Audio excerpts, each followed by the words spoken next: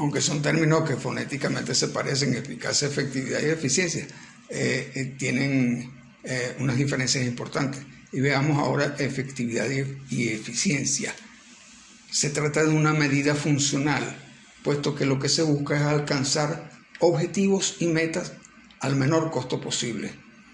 Esto implica también relacionarlo con el apoyo que existe en un temor a las sanciones que aumenten costos, produciendo así riesgo, como es el caso del refuerzo de las jerarquías en detrimento de los valores democráticos y el balance de poder.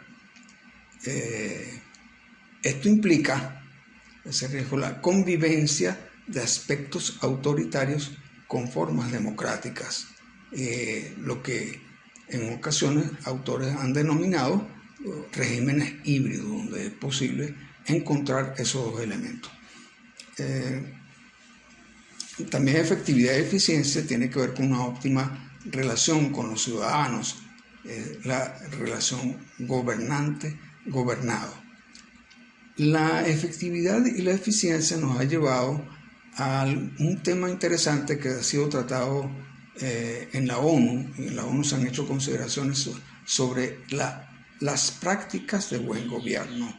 Y lo relacionado con el buen gobierno y las prácticas de buen gobierno ha derivado en un concepto muy importante que se está tratando últimamente, que es el de gobierno abierto. Cuestiones a las que no nos vamos a referir con detenimiento aquí. Es así como al hablar de efectividad y eficiencia tenemos necesariamente que hablar de gobernanza. Otra vez volvemos a la idea de governance igual gobernanza. Esto también opera en la funcionalidad de las organizaciones sociales, especialmente con respecto a los objetivos de la sociedad y al alcance de la convivencia social y de la armonía social como objetivos para que exista sociedad. En relación gobernabilidad y gobernanza también tenemos que tratar la diferencia que existe entre legitimidad y legalidad. La legitimidad implica un valor axiológico. Esto tiene que ver con un respaldo al sistema democrático, la necesidad de los apoyos al sistema, mientras que la legalidad es el cumplimiento de las normas formales. Eso hay que tenerlo muy claro. Puede haber legalidad sin legitimidad, como puede haber también expresiones de legitimidad que puedan chocar con algunos elementos de legalidad. El sistema político y las crisis de gobernabilidad implica referirnos a algo que ya habíamos tratado sobre la visión sistémica y cómo se expresa la gobernabilidad en ella. La crisis del sistema tiene que ver con esas perturbaciones del entorno, tanto el interno como el externo, que pueden convertirse en tensión, afectando el funcionamiento de las variables fundamentales. Es decir, se convierte en una amenaza a la persistencia del sistema. Entonces, siempre es importante tener en cuenta que las perturbaciones no se conviertan en tensión, o si se convierten en tensión, pues eso traerá sus consecuencias. La visión sistémica de la ingobernabilidad, que también lo habíamos tratado antes, tiene que ver con el surgimiento de cambios, ¿no? Los cambios afectan el equilibrio del sistema, y en la visión sistémica se distinguen dos tipos de cambios. Por una parte tenemos el cambio de equilibrio. Este genera un nuevo equilibrio sin modificar el sistema. Se da entonces un proceso de adaptabilidad. El sistema se adapta, se adecúa a nuevas condiciones y continúa funcionando. Y el otro tipo de cambio es el cambio de estructura. El cambio de estructura sí afecta a las variables fundamentales del sistema, modificándolo, lo que implica que afecta su permanencia y es consecuencia de que la perturbación se ha convertido en tensión.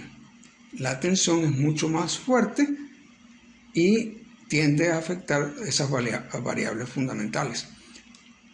El riesgo entonces es que la tensión sea mucha, que no se produzca el cambio de estructura, sino que el sistema colapse. De allí la importancia, en el sentido sistémico, la importancia de la capacidad del sistema de responder a la tensión. En el sentido sistémico se distinguen tres supuestos de ingobernabilidad. En primer lugar tenemos la crisis fiscal. La crisis fiscal está relacionada con la sobrecarga de demandas, es decir, que los actores de la sociedad, al recibir alguna decisión que tiene que ver con una política pública, reaccionan exigiendo nuevas cuestiones al centro de decisión política, lo que implica una sobrecarga de demandas.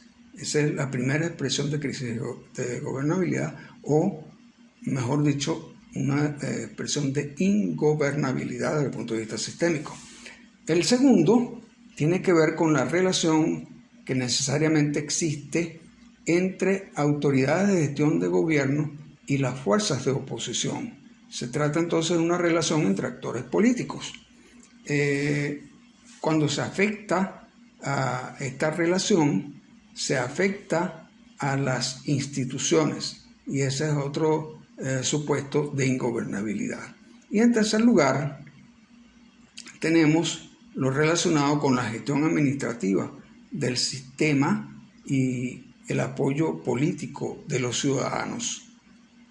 Esto se expresa de dos maneras, el supuesto de ingobernabilidad. Primero, como crisis de racionalidad o salida, así se le denomina en sistemas, que implica la incompatibilidad en el manejo del control. Es decir, las autoridades de gestión pierden esa capacidad de manejar el control que les corresponde desde la organización estatal. Y una segunda expresión conocida como crisis de legitimidad o crisis de entrada, y tiene que ver con la deficiencia en los niveles de lealtad al uso de mecanismos de control. Es decir, las autoridades gubernamentales no son capaces de administrar esa situación y como consecuencia pierden legitimidad y pierden apoyo.